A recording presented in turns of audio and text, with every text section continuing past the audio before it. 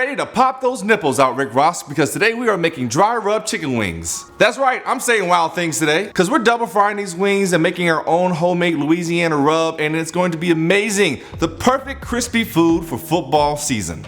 Definitely, I hope Rick Ross don't see this video. This is stupid. I want to give a quick shout out to J. Kenji Lopez. He is a food blogger, a chef, and a food scientist. And he put in a lot of work for this double frying method that I'm going to do today. So shout out to him. I'm trying to do a better job of giving people credit when I pick up things from their recipes. So I definitely want to give a shout out to him for that. And if you haven't checked out his blog, you definitely should. He does a lot of experiments, a lot of trying to find like the perfect way to do things. And so, yeah.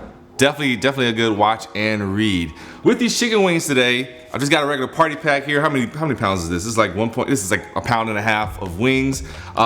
We're going to fry these at an extremely low temperature and then fry them again at a high temperature. One of my favorite things about Wingstop is just the fried hard wings. For as long as I've been eating chicken wings, I've always looked for like the crispiest ones. Some people get them crispy by doing a batter. Other people do like cornstarch and flour and things like that. But apparently this method not only gives us a super crispy chicken wing, but it also leaves it more tender and juicy, so you get the best of both worlds.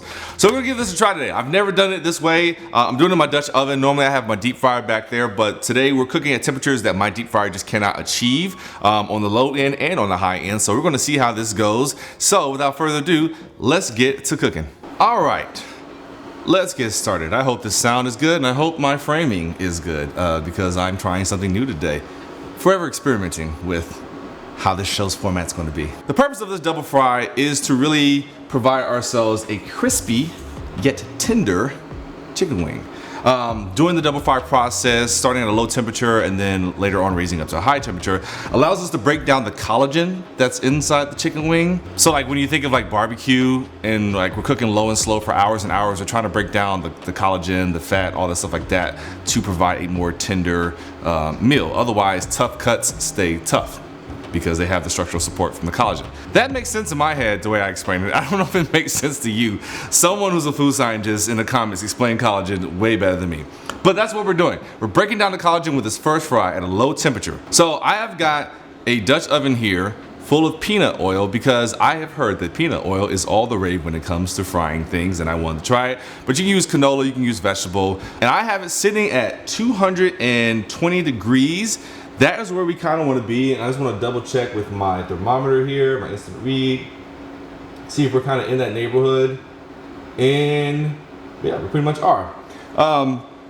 If you're on a stove top, this works just as well. I love the induction tops because I can like really dial in the temperature versus like, you know, doing it on there, I have to like sit there and kind of play with the heat because, you know, when you add the meat to it, it is going to drop in temperature and then you gotta kind of crank it up and then crank it back, so blah, blah, blah, blah, blah. Anyways, I've got it set at 220 and all I'm gonna do is take our chicken wings. So we're not seasoning or breading or flouring or baking sodaing or any ings to these chicken wings because this whole first part is just about breaking down, again, collagen. So I'm gonna go ahead and place my chicken wings in here and I'm just gonna drop them in. And you're gonna notice something, which is nothing. Nothing is happening, which is exactly to be expected. There's no crackling, there's no sizzling, there's no anything. I thought there was two pieces. And that's what we want. These are gonna go low and slow in here for 20 minutes. 20 minutes exactly. We don't do nothing. We're just gonna sit here, watch it do these ugly little bubbles, and I promise you when you take it out, it's gonna look really, really ugly. And I'll show you that in a second. So real quickly, as you can see, we've got some bubbling action going on here. This is probably the most exciting it's gonna get for this first fry, but I just wanna point it out that if it starts bubbling too much, either you're a little bit too high at a temperature than you're supposed to be, and you don't want it to boil over. And if that's the case where like it is still like kind of popping and splattering, splatter guard. Just pop it over just like thus. And you know, I mean, if it's gonna boil over, it's gonna boil over. But I'm just saying, if you're worried about like popping and stuff like that, splatter guard goes a long way. But this is happening here, and all I really wanna do is just like, I don't know, maybe like a few, well, I'm gonna do it now, I guess, because I'm on camera. Just take a spoon, spider, whatever you got, and just kind of just move things around. You don't have to really stir it, but just make sure, like, you know, everything is kind of getting extra love, for lack of a better term. That's not a culinary term at all. So that was my stir. I've still got like 13 minutes to go, 12 minutes to go. So we'll be back. And we are almost done. 2 seconds. Bam. All right, let's get our chicken wings out. Slotted spoon, spider, whatever you got. We're gonna get them out and we're gonna get them onto, I have a baking sheet with a cooling rack on it. Now, as you can see, these wings do not look sexy at all. I mean, look at that, ew, yuck. But this is just fry one, okay? Let's make sure, see if we have it, yep. See, one wing was gonna escape me. It's just fry one. I'm gonna turn this off for now. We are gonna use this oil again. So I have this on a cooling rack. And we have 3 options here as I just kind of space these out so everything has a chance to cool. We have 3 options. Number 1, we can wait 1 hour. 1 hour of these at room temperature, and then we'll move into our second fry, which is what I'm going to do because I'm hungry. Now, if you're worried about like the danger zone, all that stuff like that, these will totally be fine cooling down for that 1 hour and getting down to room temperature. Unless you live in like a place where you don't have AC and it's like 85 degrees in there, then maybe I would consider option number 2, which is we can put these in the fridge. And these will be good in the fridge for up to 3 days, which is handy if you're trying to say like, you know, I'm trying to like have these ready for football Sunday, so I'm gonna make this on Friday, get it all out the way because I got a busy Saturday, and then so we got this 20 minutes out the way, and then when it comes to game day, all you have to do is just drop it in for like 10 minutes. So that's an option. Option number 3 is you could put these in the freezer and you can put them in there for up to 2 months. And then do the exact same thing. Bring them out. Oh, sorry, let me just back up real quick. Option number 2 and option number 3 have the exact same thing. Once you put it in, either in the fridge or the freezer, bring them out, let them come up to room temperature, and then you can put them into the oil at the higher temperature for like 10 minutes. But in the fridge is good for 3 days and the freezer is good for 2 months is the way that it goes. But I am going to opt for the hour because I am a climate controlled place. And again, as I said earlier, I am hungry. So 1 hour sitting out here, room temperature, not gonna do anything but other than just let them chill.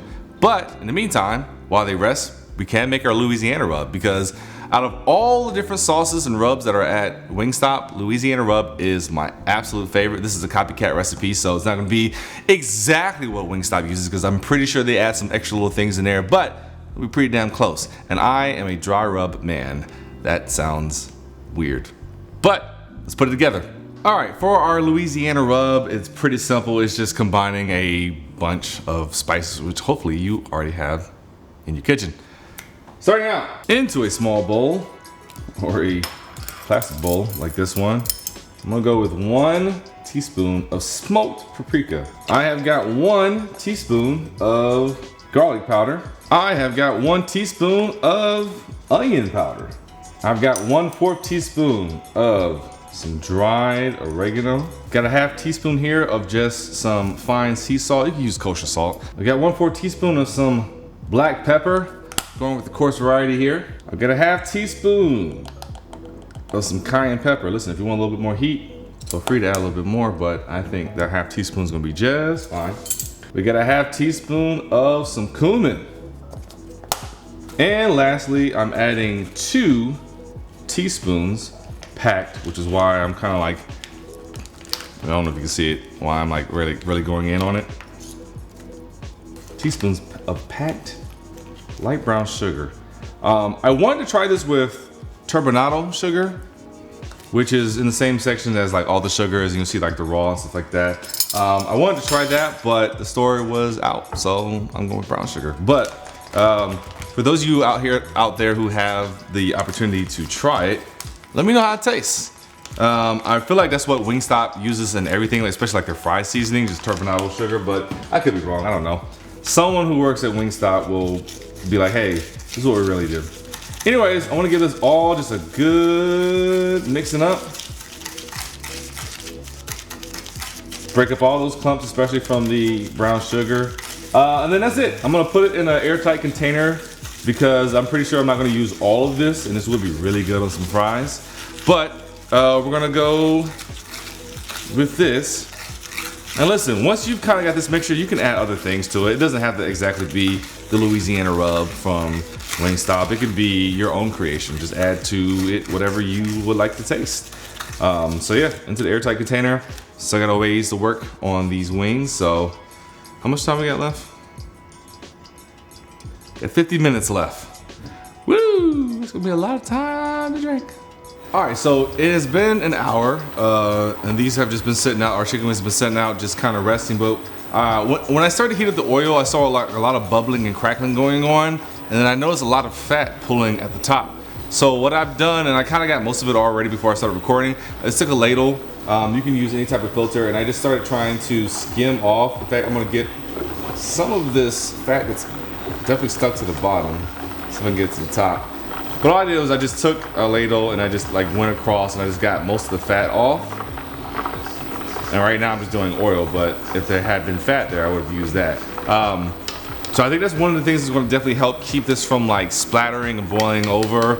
I've also read, like I said, I did a lot of research on this. A lot of the reviews were saying the higher fat content chicken pieces would be more susceptible to like splattering and stuff like that. So these are on the smaller side. I don't think I'm gonna have that problem. I hope I'm not gonna have that problem, but we'll find out. But yeah, if you are doing this at home, definitely ladle off that fat that's on the top layer. See, even there's some right there.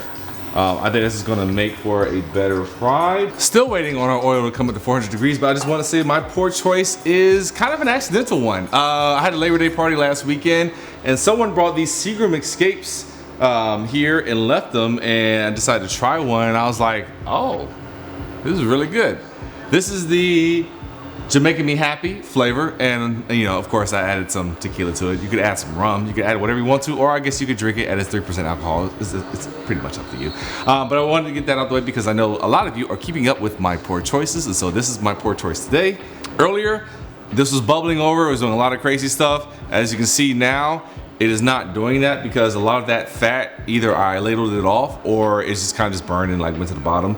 So it is a lot more stable now, which makes me feel good, which makes me also think that the people who were doing this did not give their oil enough time to kind of cook everything off. So we'll see when I add these in. I want to say maybe like another 10 minutes, this oil will be ready to go, and then it'll be feasting time. All right, the moment of truth has come. We're gonna see how this experiment goes. So what I want to do is take our spider here, because I do not want to just drop these in and make splatters and stuff like that. So this is just the most reasonable way to do it. And we're gonna drop it in for the second fry and the final fry. And this is the part I'm the most nervous about because, again, some of the people were saying like, hey, it boils over, it splatters, it does a lot of things. So we're gonna see what happens here. If it starts getting too insane, either I'm gonna shut it down, or I'll take my splatter screen, which actually I think I'm just gonna do anyways, and cover it up like this. 10 minutes. Hey Siri, set timer for 10 minutes. 10 minutes. 10 minutes. Counting down. As it copies me. And we're gonna see what comes of this experiment. But I'm really looking forward to it because it already is starting to smell amazing. So we'll see what's gonna happen. Also, while this is frying, I have got 4 tablespoons of butter here that I'm just gonna pop into a microwave for about 45 seconds or so, just enough for it to melt. And what we're gonna do once that's melted is we're gonna take 1 teaspoon of our seasoning that we made earlier, put it in the butter and mix it up. This is gonna be our initial tossing sauce, and we're still gonna top it with more of our Louisiana Rub, but I wanna get that butter on there. The butter's gonna act as a binder, so it's gonna just add more flavor and fat, so that's what we're looking for, so stay tuned. All right, it's been 10 minutes at 400 degrees. Let's get our chicken off. It's floating at the top, which is awesome. This is definitely not what I was trying to grab. This is what I was trying to grab. That's always a good sign that your chicken is done, is when it's floating at the top. And it definitely looks crispy, so let's get it out. Let it drain for a little bit. And I'm gonna throw it in this bowl. Oh, I know that's crispy. I can just tell by the sound it made. All right, all our chicken wings are in there. I'll make sure everything's broken up. Midway through that 10-minute cook, you definitely want to like kind of like stir things around, otherwise the chicken will start to stick to one another. So now I have my chicken in here. I have my 4 tablespoons of butter with a teaspoon of our seasoning that we made earlier. And I'm just gonna pour enough in here to kind of get things coated. Of course, I want to stir this up a little bit more. Again, this butter is going to act as a binder. So I'm just going to pour just a little bit. I don't want to douse it. I don't want wet wings. Well, I don't want them wet in that way. I want them to preserve that crispiness. Get them going. And then we'll take our Louisiana Rub. If I had to guess what this amount is, it's probably like a tablespoon. Just kind of go on top. Because we put it in our butter, but we still need more.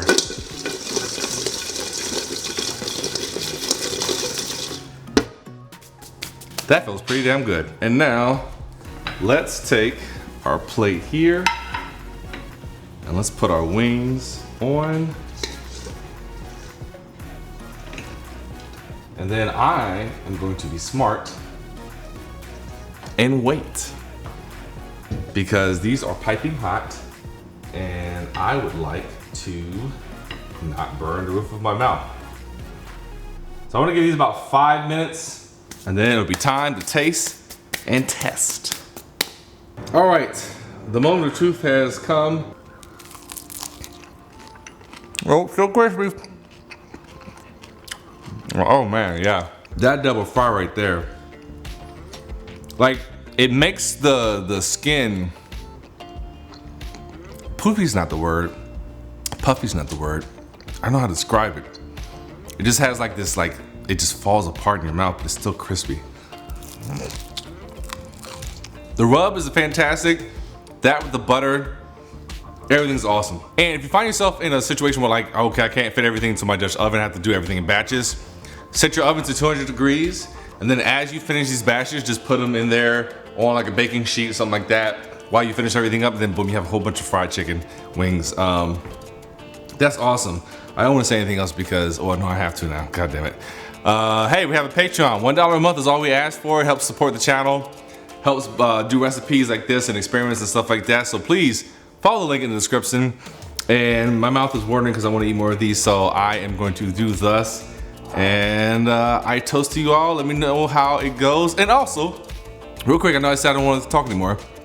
Buffalo sauce would be really good on this. Any type of sauce or seasoning would be good. I just felt like I want to do a dry rub, so enjoy. Poor Choices Kitchen.